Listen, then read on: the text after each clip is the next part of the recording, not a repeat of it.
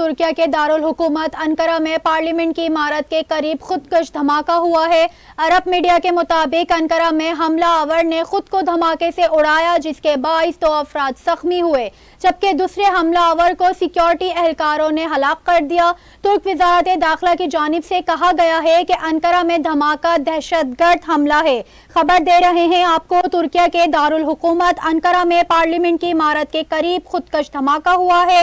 अरब media के मुताबिक Ankara में हमला आवर ने खुद को धमाके से उड़ा लिया, जिसके बाइस 2 अफराद जख्मी हुए, जबकि दूसरे हमला आवर को सिक्योरिटी एहलकारों ने हलाक कर दिया। तुर्क वजारत दाखिला की जानिब से कहा गया है कि अंकारा में धमाका दहशतगर्द हमला है।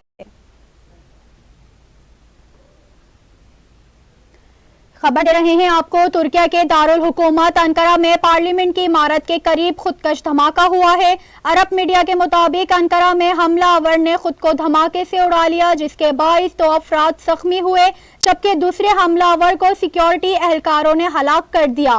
तुर्क वजारत दाखिला की जानिब से कहा गया है कि अंकारा में धमाका दहशतगर्द हमला है।